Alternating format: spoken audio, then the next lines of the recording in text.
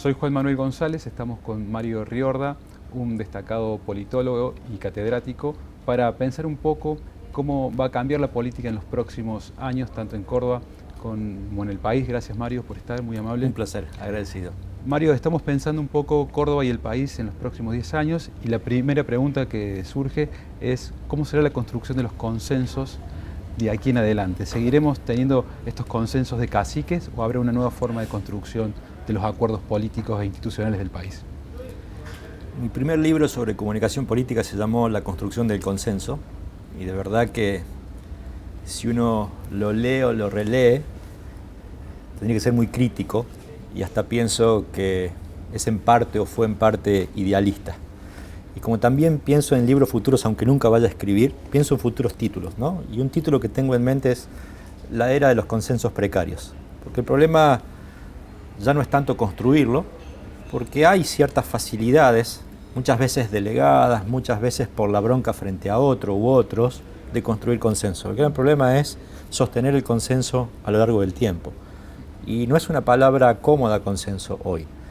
De hecho, gran parte de los consensos tienen que ver con la descalificación de la adversarialidad. El concepto de adversario es el que nutre mi identidad.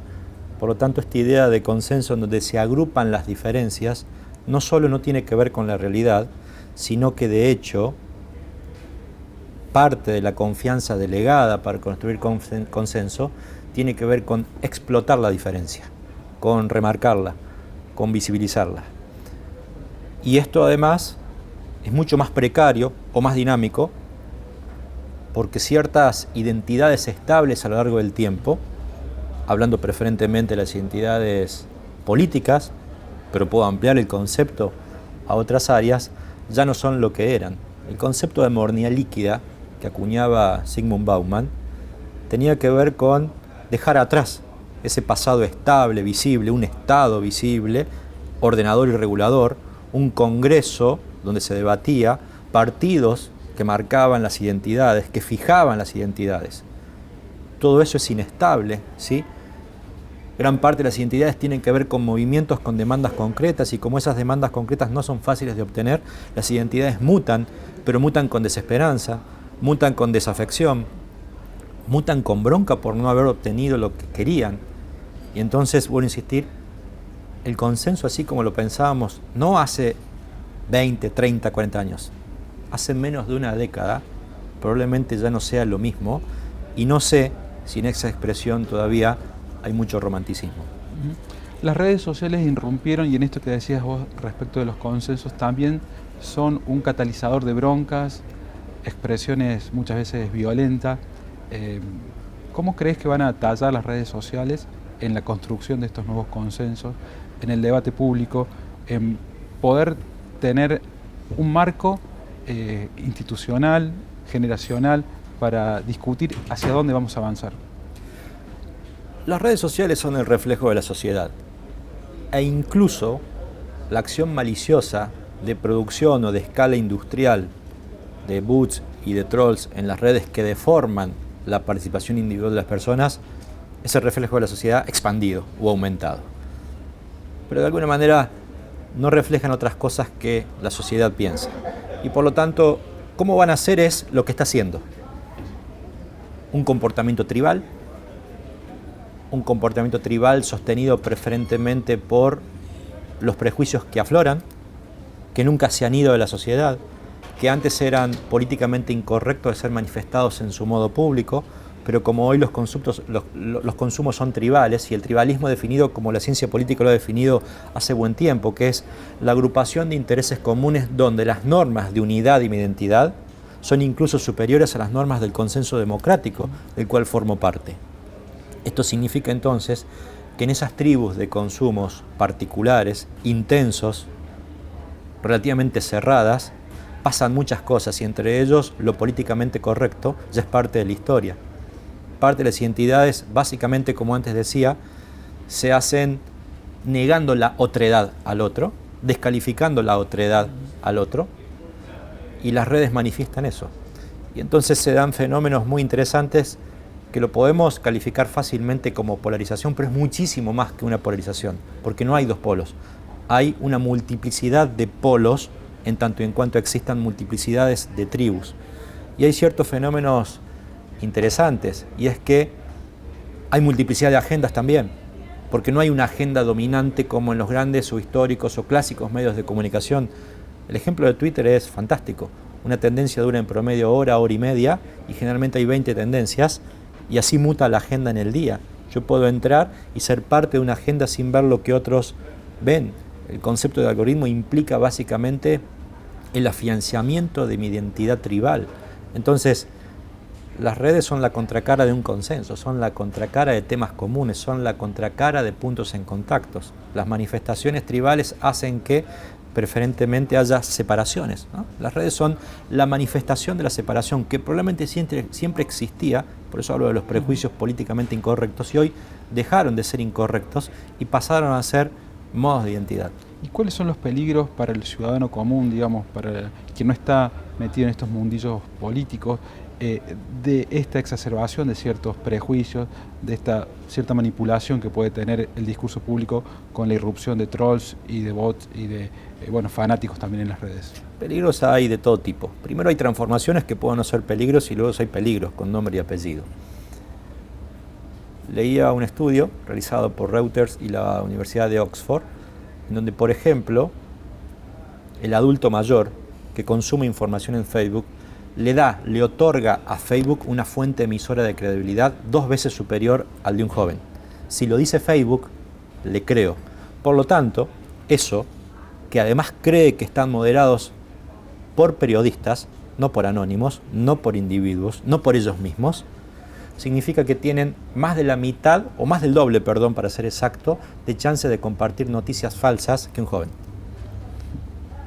Entonces, la cuestión es, ¿hay malicia en el fondo? No, se han acabado los límites de lo que es verdad y no es verdad.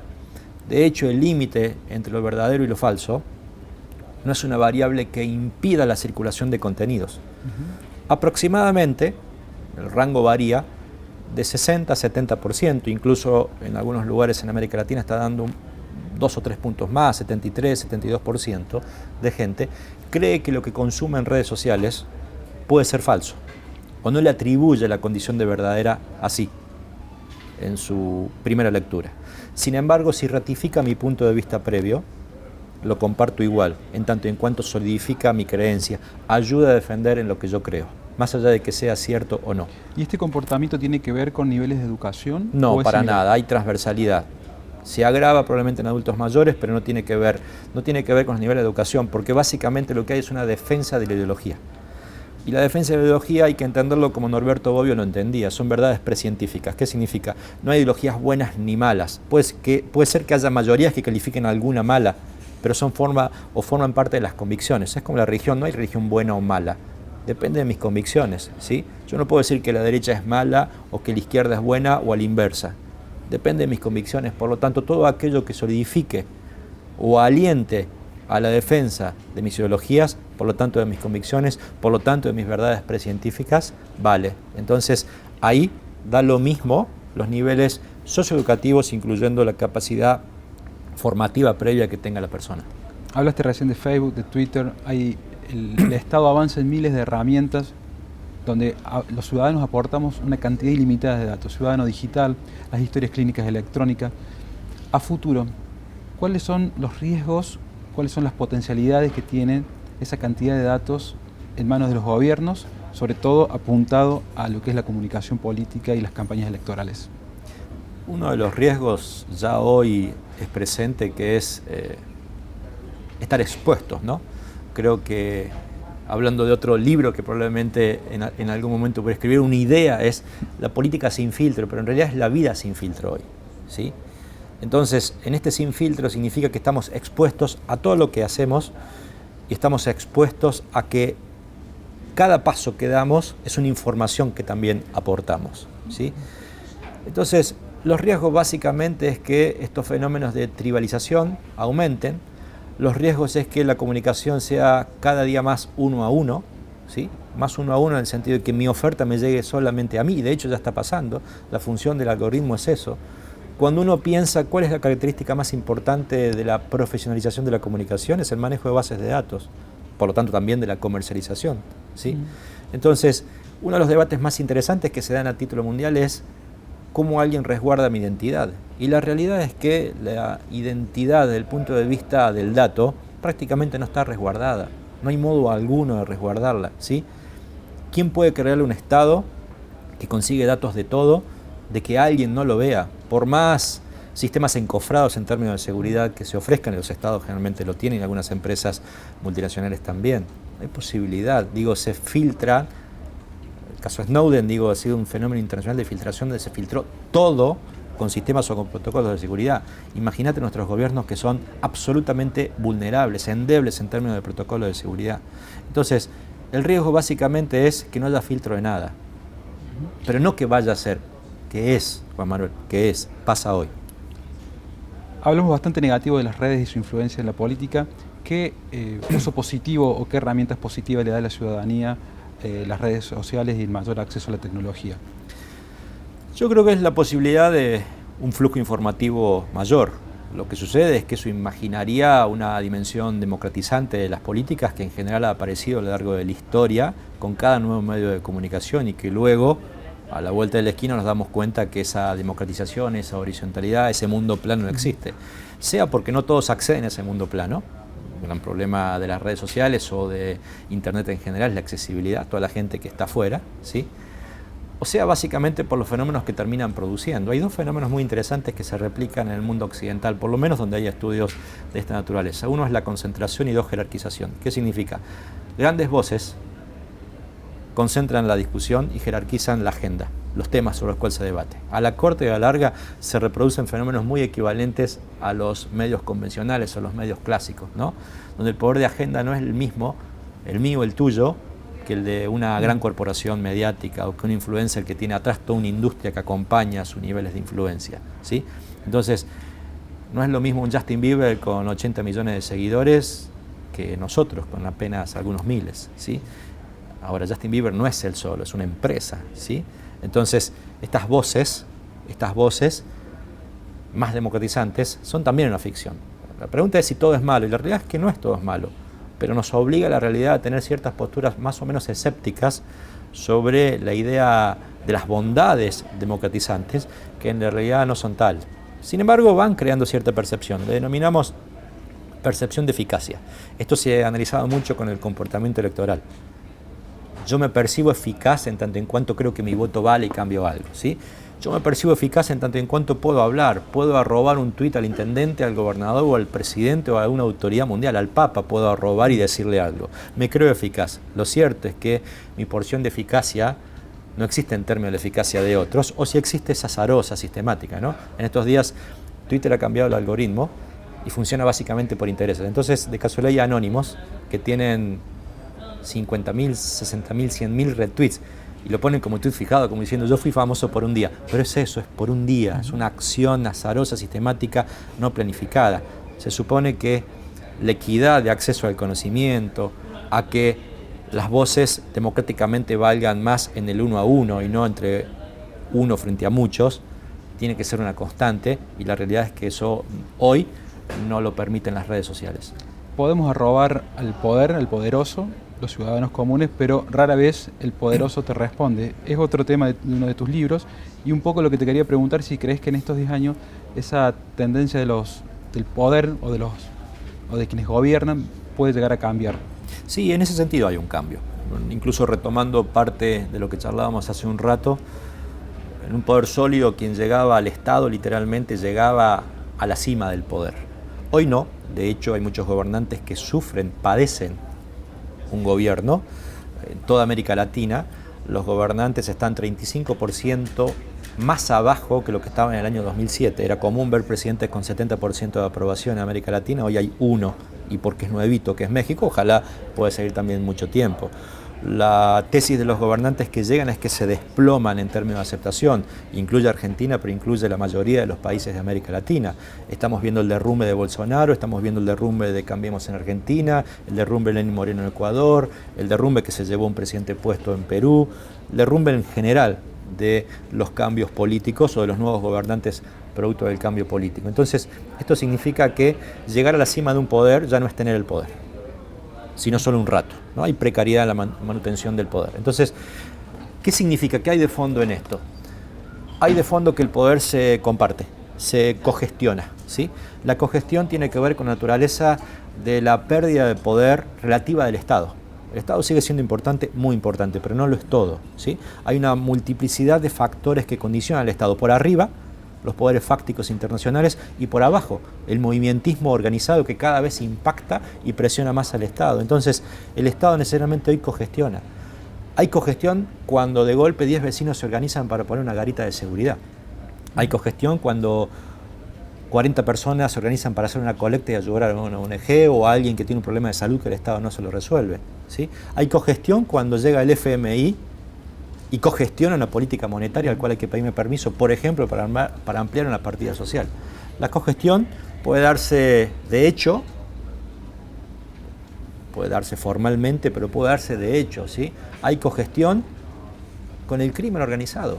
México tiene un proceso de cogestión enorme. Las sospechas que nosotros creemos que la política, por ejemplo, puede tener apoyo de los barras bravas tienen que ver con cogestión, con la organización de decir a este lugar entro, a este lugar no entro.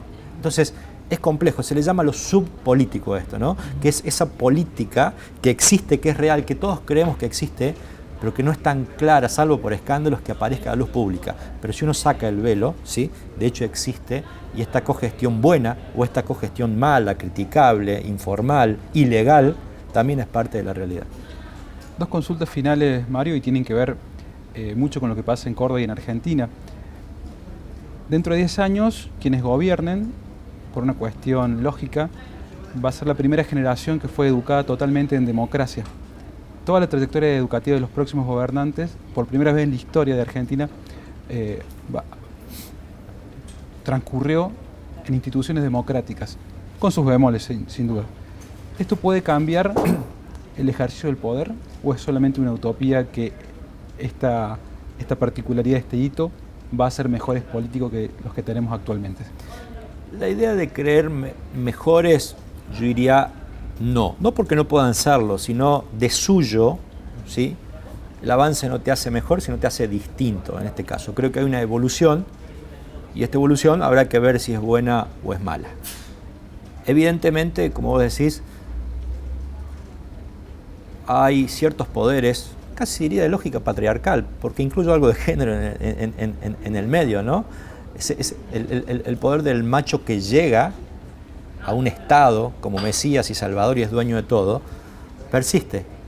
Es más que el género, pero incluye el género, ¿no?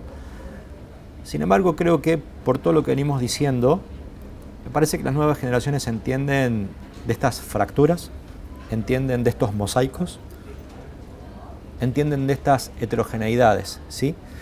Se acostumbran, se educan desde la diferencia, algunas veces con respeto al otro, pero por lo menos no negándolo, y eso ya es un avance, ¿sí? No sé si, porque también no solamente en las escuelas, sino en grupos familiares, hay diferencias, y por lo que antes decía, que muchas veces se exponen, ¿sí? Sobre todo cuando estos prejuicios que antes existían completamente incorrectos, hoy nuevamente han aparecido, y el principal paso sociológico en la formación, que es la familia, también existe, ¿sí? Pero sin embargo, creo que ya solo no negando al otro, a la otra, es un avance importante y creo que políticamente hay muchísimo que valorar en ese paso. Es quizás una de las pocas cosas donde no me hace ser escéptico hacia adelante, ¿no? Que es la comprensión de la diversidad. Y esta diversidad no es solo identitaria, sino es una diversidad que entiende la complejidad. Hoy, por ejemplo, gestionar un municipio ya no es alumbrado, barrido y limpieza. Por caso, hay una complejidad manifiesta mucho más distinta que lo que era hace 20 años, ¿sí? Hay, además de las políticas, hay bienes simbólicos, intangibles, que son determinantes para conseguir apoyo, para construir consenso, que fue la principal palabra con la cual iniciamos esta charla, que me parece que estos bienes simbólicos son parte de un debate novedoso que nunca es excluido en estas nuevas generaciones. En los próximos 10 años nos quedan 27 elecciones nacionales, provinciales y municipales. En una frase, ¿cuál sería el consejo que vos le darías a los ciudadanos para afrontar esta campaña, estas campañas que se vienen en esta próxima década? Descreer de todo y autorregularse informativamente. Ser absolutamente inconformista con lo que uno lee, sea grandes medios o incluso personas reputadas. Esto no significa buscar un promedio informativo, pero sí claramente leer más que una postura. Muchas gracias, Mario, por esta conversación, ha sido muy interesante.